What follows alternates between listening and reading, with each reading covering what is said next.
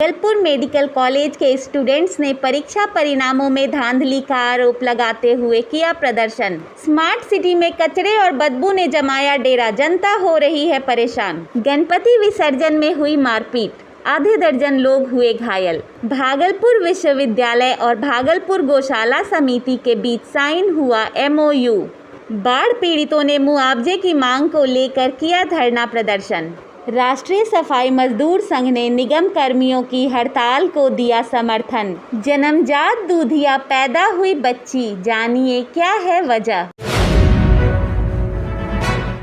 भागलपुर स्थित Jawaharlal Nehru medical college and hospital के 2019 batch के स्टूडेंट्स ने आर्यभट्ट नॉलेज यूनिवर्सिटी पर परीक्षा परिणामों की घोषणा में अनियमितता बरतने का आरोप लगाते हुए आज कॉलेज कैंपस में जमकर विरोध किया। वे हाथों में तख्तियां लेकर AKU के खिलाफ जमकर नारेबाजी कर रहे थे। मेडिकल कॉलेज के स्टूडेंट्स का यह आरोप था कि इस वर्ष परीक्षा के पैटर्न में हुए बदलाव का बहाना बनाकर यूनिवर्सिटी द्वारा कॉपियों के मूल्यांकन में भारी लापरवाही बरती गई है। यूनिवर्सिटी द्वारा 40% स्टूडेंट्स को फेल कर दिया गया है। उन्होंने बताया कि जब RTI दाखिल कर कुछ स्टूडेंट्स ने अपनी कॉपी चेक की तो पता चला कि उत्तर दिए गए सवालों को भी अनुत्तरित बता दिया गया है। स्टूडेंट्स ने बताया कि कुछ छात्रों को तो 1 नंबर से फेल कर दिया गया है। स्टूडेंट्स का कहना है कि उन्होंने इसकी शिकायत AKU प्रशासन से की और फेल हुए छात्रों के कॉपियों की रीवैल्यूएशन की मांग की तो उसे खारिज कर दिया गया। उन्हें AKU प्रशासन द्वारा सप्लीमेंट्री एग्ज़ाम की तैयारी करने की सलाह दी गई है। आज के प्रदर्शन के दौरान स्टूडेंट्स ने AKU प्रशासन से फेल हुए छात्रों के कॉपियों के रीइवैल्यूएशन की मांग को फिर से दोहराया है। अभी तक इतिहास में ऐसा पहली बार हो रहा है कि हमारे बैच में इतने लोग फेल हो रहे हैं। तो इसका कारण क्या हो सकता है? मतलब क्या लगता है कि क्योंकि हमारे बैच सबसे बेवकूफ़ बैच है, ऐसा तो नहीं हो सकता है ना कि इतने साल से चला आ रहा है मैक्सिमम 4 से 5 बच्चे फेल होते थे और यहाँ पे क्या है कि 40 बच्चे फेल हो रहे हैं। तो एक हम लोग का पैटर्न चेंज हो गया। चलिए उसमें भी हम लोग हैं सहमत है कि चलिए पैटर्न चेंज हो, कोई बात नहीं, हम लोग वैसे एग्जाम दे रहे हैं, अपने को प्रिपेयर किए कि हाँ हम लोग इस मुश्किल दौर में भी एग्जाम दिए। उसके बाद इन लोग क्या बोले कि हम लोग का रिजल्ट आया, हम 40 बच्चे फेल हैं। तो इन लोग क्या बोल रहे हैं कि टेक्निकल रीजन के इशू की वजह से हम लोग को ऐसा रिजल्ट देना पड़ा। हम लोग खुद नहीं पता था कि कैसे मार्किंग करना है, कैसे कॉपी चेक होगा, ठीक है। तो अब जो बच्चे पे गुजर रहा है उनका मनोस्थिति समझिए कि वो किस फेट से गुजर रहा है, कितने परेशान है, पता नहीं कैसे कोई समझ नहीं पाता है कितने परेशान है वो लोग। जो लोग डिजर्विंग थे, जो लोग 1 मार्क्स से फेल हुए, कोई 1 मार्क्स से कैसे फेल हो सकता है आप बताइए। राजधानी पटना के अलावा राज्य की एकमात्र स्मार्ट सिटी में आजकल हर तरफ फैले कचरे और उससे निकलने वाले दुर्गंध ने डेरा जमा लिया है। वजह है नगर निगम के सफाई कर्मियों की हड़ताल। शहर के हर हिस्से में कचरे का अंबार लग गया है। मुख्य चौक चौराहों, रिहायशी इलाकों की गलियों और सड़क पर हर तरफ कचरा फैला हुआ है, लेकिन विभाग के अधिकारियों को कचरे के निस्तारण की कोई फिक्र नहीं है। पिछले 6 दिनों से नगर निगम के सफाई कर्मियों के हड़ताल पर होने की वजह से शहर में साफ सफाई की व्यवस्था ठप पड़ी हुई है। कचरे का उठाव नहीं किया जा रहा है। नगर निगम भी शहर में सफाई की व्यवस्था को बहाल करने के लिए कोई कदम नहीं उठा रहा। शहर के लोग नगर निगम की कार्यशैली पर सवाल उठाने लगे हैं। देखिए एक रिपोर्ट। अब भागलपुर के लोगों को स्मार्ट होना पड़ेगा। भागलपुर तो स्मार्ट बस नाम से कहा जा रहा है। बहुत हमें तो बाहर के दोस्तों हमें बोलते हैं कि तुम्हारा शहर स्मार्ट हो गया है, बट भागलपुर कितना स्मार्ट है आप मेरे पीछे देख सकते हैं। ये है भागलपुर की स्मार्ट सिटी। नगर निगम का कूड़ादान लगा हुआ पर वो फेंका हुआ है ना। पूरा शहर कचरे के ढेर पर खड़ा जी। और स्मार्ट सिटी की हकीकत बयान कर रही है। क्या कहेंगे आप युवा? स्मार्ट सिटी ये बस अभी बोलने का रह गया कि भागलपुर एक स्मार्ट सिटी है, ये बस एक बोलने की बात है। जैसा कि आप देख रहे हैं यहाँ पे, ये पीछे देखिए, ये हमारा जो मेन मोहल्ला जहाँ हम लोग रहते हैं वहाँ का स्थिति देखिए, अपने पीछे भी देखिए, मंदिर के सामने का ये स्थिति है। सिर्फ ये बोलने का स्मार्ट सिटी है और कुछ नहीं है। क्या होना चाहिए आपके नज़र? होना चाहिए कि मेरे नज़रिए से इसका जितनी जल्दी हो यहाँ पे साफ़ सफाई हो और जितना जल्दी हो नगर निगम से बोल के यहाँ पे डस्टबिन लगाया जाए 2-3, जिससे कि जितने भी यहाँ पे जो कचरा फेंकते हैं यहाँ पे वो डस्टबिन में फेंके। पता नहीं नगर निगम को क्या हो गया है। ये सरकार में तो नगर निगम की हालत ऐसा कभी नहीं था। लेकिन जब से ये सरकार बनी है लगता है कि कहीं कोई देखने वाला नहीं है, कोई पदाधिकारी सुन नहीं रहा है। पूरा कचरा कहीं उठाव नहीं हो रहा, नाले के पानी सब सड़क पे आ रहे हैं, और नाले के पानी कैसे होता है आपको पता है, गंदगी से भरी पड़ी होती है, कोई देख रेख नहीं। मैंने तो पहले भी माननीय मुख्यमंत्री जी और नगर विकास मंत्री जो डिप्टी सीएम है उनसे आग्रह किया था कि आपने प्रभार बनाए हुए हैं, यहाँ नगर आयुक्त की पोस्टिंग आईएएस की कीजिए, लेकिन पता नहीं आज तक क्यों नहीं कर रहे हैं। पोस्टिंग मई जून में होना चाहिए, जनवरी से ये पद खाली पड़ा है और सिर्फ लूट हो रहा है, कचरे से हम पूरा शहर पटा हुआ है। मधुसूदनपुर के नूरपुर पुस्तकालय के समीप गणपति विसर्जन में जमकर हुई मारपीट में आधा दर्जन से अधिक लोग घायल हो गए। सूचना पाकर पहुंची पुलिस ने सभी घायलों को इलाज के लिए नाथनगर रेफरल अस्पताल पहुंचाया। मिली जानकारी के अनुसार राघोपुर टीकर में स्थापित गणपति प्रतिमा को विसर्जित करने के लिए लोग नूरपुर के रास्ते लेकर जा रहे थे। नूरपुर पुस्तकालय के पास भी प्रतिमा स्थापित की गई थी। राघोपुर के विसर्जन में शामिल लोगों से जब बिजली के तार होने की वजह से सावधानी बरतने की बात कही गई तो वे दूसरे पक्ष से भिड़ गए। देखते ही देखते लाठी और डंडों की बरसात होने लगी, जिसमें लगभग आधा दर्जन लोग घायल हो गए।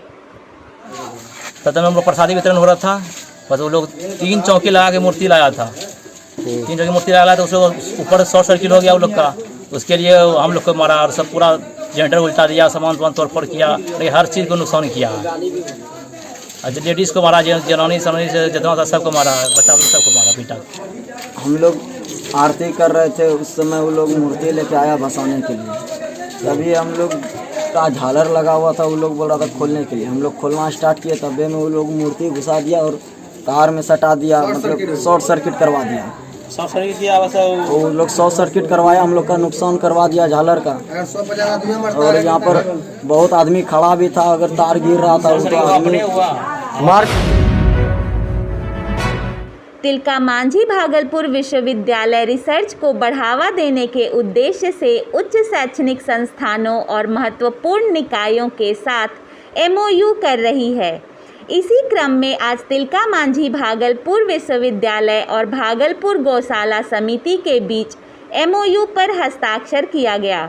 यह समझौता नया बाजार स्थित गौशाला परिसर में संपन्न हुआ। इस अवसर पर टीएमबीयू की कुलपति professor doctor Nilima Gupta, dean academics professor Ashok Kumar Thakur, registrar doctor Niranjan Prasad Yadav सहित विश्वविद्यालय के कई अन्य पदाधिकारी और गौशाला समिति के सदस्य मौजूद थे। टीएमबीयू ने इसके पूर्व zoological survey of India BAU आदि संस्थानों के साथ एमओयू किया है। विश्वविद्यालय के लिए एक ऐतिहासिक दिन है, जबकि एक एमओयू पे साइन हुआ है और इसका बहुत बड़े परिप्रेक्ष्य में इसका उद्देश्य है कि कुछ ऐसे बायो प्रोडक्ट्स तैयार हों जिससे कि गांव में किसानों को लाभ हो सके, युवाओं को रोजगार मिल सके, और हम इसको देखते हैं कि इसके कितनी ज़्यादा हम लोग इसका लाभ जो है जन जन तक पहुँचा पाते हैं। बिहारी केजरीवाल, महामंत्री, श्री गौशाला, भागलपुर। और खुशी का दिन है कि आज तिलका मांझी भागलपुर विश्वविद्यालय और श्री गौशाला ने आज एक एमओयू साइन किया है, और इसका उद्देश्य है कि जो गौशाला में सुविधाएं यहाँ पर प्राप्त हैं, हम लोगों को तिलका मांझी भागलपुर विश्वविद्यालय में जो एक्सपर्टीज प्राप्त है, इन दोनों के मेल से हम लोग कैसे गौशाला का मैक्सिमम इसका उपयोग कर सकते हैं, इस उद्देश्य से ये एमओयू साइन किया गया है। सुल्तानगंज प्रखंड मुख्यालय परिसर में राजद के प्रदेश महासचिव चक्रपाणी हिमांशु के नेतृत्व में आज बाढ़ पीड़ितों को मुआवजा दिलाने को लेकर 1 दिवसीय धरना प्रदर्शन का आयोजन किया गया। प्रदर्शन में सैकड़ों बाढ़ प्रभावित लोगों ने हिस्सा लिया और मुआवजे की मांग करते हुए जमकर विरोध प्रदर्शन किया। चक्रपाणी हिमांशु ने सभा को संबोधित करते हुए बाढ़ पीड़ितों को न्याय दिलाने की बात कही। देखिए एक रिपोर्ट।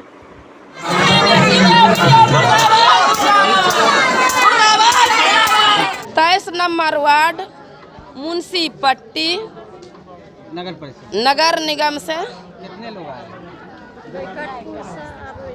2200 पंचायत 2500 पंचायत के। आप कितने लोग आए हैं? 25 गो। हाँ, हम लोगों को मुआवजा नहीं मिला, किसी को नहीं मिला है, कोई का नहीं। देखिए, हम लोगों का मुख्यतः जायज़ मांग है। आज राष्ट्रीय जनता दल ने यहाँ के लोकल प्रशासन और सरकार को, चूँकि हमारा आवेदन मुख्यमंत्री के नाम से द्वारा प्रखंड विकास पदाधिकारी और साथ अंचला पदाधिकारी दोनों की जिम्मेदारी है कि आवेदन मुख्यमंत्री तक पहुँचावे। ये पूर्व घोषित कार्यक्रम के तहत आज महाधरना कार्यक्रम था। माननीय मुख्यमंत्री जी जो बाढ़ राहत के सवाल पर केवल घोषणा किए, भागलपुर भी आए, उप मुख्यमंत्री जी भी 2 बार आए, तो कहा विशेष इस बार ध्यान देंगे। सदस्य टीम के द्वारा जो हम लोग यहाँ के प्रमुख साथियों के साथ प्रखंड विकास पदाधिकारी से मिले और उसको ज्ञापन दिए।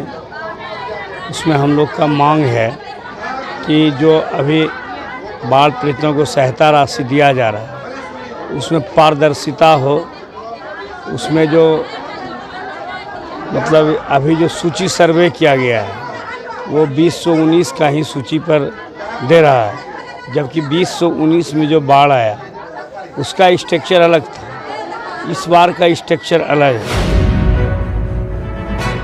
बिहार राज्य स्थानीय कर्मचारी महासंघ के बैनर तले जारी निगम कर्मियों की अनिश्चितकालीन हड़ताल को राष्ट्रीय सफाई मजदूर संघ ने भी अपना समर्थन दिया है। राष्ट्रीय सफाई मजदूर संघ की तरफ से कहा गया है कि निगम के कर्मचारियों की 13 सूत्री मांगों को यदि नहीं माना जाता है तो उग्र आंदोलन किया जाएगा। विगत 10 वर्षों से दैनिक वेतन भोगी के रूप में काम करने के बावजूद भी निगम कर्मियों का स्थायीकरण नहीं किया गया है। सेवा के स्थायीकरण और 7वें वेतनमान के साथ 13 सूत्री मांगों को लेकर निगम कर्मी इन दिनों हड़ताल पर हैं। अनिश्चितकालीन हड़ताल पर हैं और जब तक यह हड़ताल हमारी मांग पूरी नहीं होती है तब तक यह अनिश्चित हड़ताल जारी रहेगी। इसका मुख्य मांग जो है कर्मचारियों का वेतन विसंगति को दूर करना। जो नियमित कर्मी हैं, जो मानदेय अस्थायी संविदा पर कर्मी हैं, सभी को समान वेतन समान अधिकार मिलना चाहिए सबको। जवाहरलाल नेहरू चिकित्सा महाविद्यालय अस्पताल में एक ऐसी बच्ची ने जन्म लिया है जिसकी त्वचा दुधिया और बाल पूरी तरह सफ़ेद है। नर्सों के मुताबिक अस्पताल में पहली बार ऐसी बच्ची ने जन्म लिया है। बच्ची का स्वास्थ्य सामान्य है, लेकिन उसकी त्वचा का रंग लोगों के लिए कौतूहल का विषय बना हुआ है। बच्ची के माता पिता उसके जन्म को लेकर खुश हैं। आपको बताते चलें कि त्वचा का दूधिया होना दरअसल एक बीमारी है।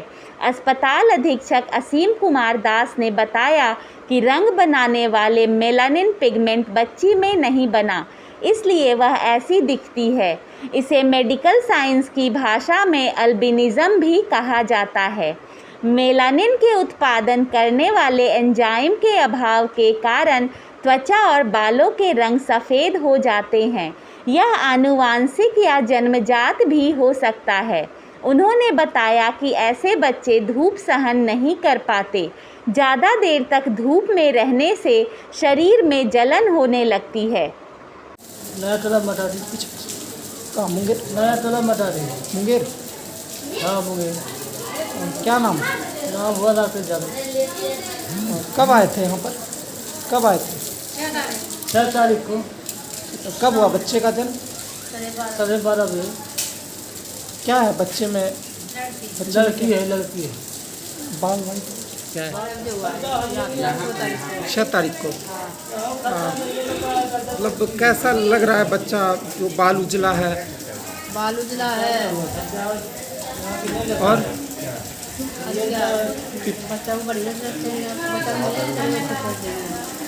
बच्चे ने जन्म लिया जिसके सारे बाल सफेद हैं और एक्स्ट्रा ऑर्डिनरी वो बच्चा है, समांतर है लेकिन बिल्कुल गोरा है। और ये मायने में पहला ऐसा मामला देखेंगे। सर क्या वजह है इस तरह के बच्चे का? ये एक्चुअली इस कंडीशन को कहते हैं एल्बिनिज्म। एल्बिनिज्म का मतलब है कि उसमें जो स्किन में जो पिगमेंट होता है वो मेलानोफोर उस पिगमेंट का कम्प्लीटली अभाव है उस बच्चे के शरीर में, जो कि आनुवांशिक बीमारी है, जिसकी वजह से उसका पूरा शरीर साफ है। कभी कभी ये जन्म से हो जाता है, बहुत से लोगों में देखा गया कि गर्म में तो ठीक रहता है, लेकिन धीरे धीरे वो मेलानोफोर्स की कमी होती जाती है और वो जो है बिल्कुल बुरा हो जाता है। बाल भी सर कहता है कि जो पलक मेलानिन जो है जो पिगमेंटेशन करता है, पिगमेंट से ही हम लोगों का कलर होता है।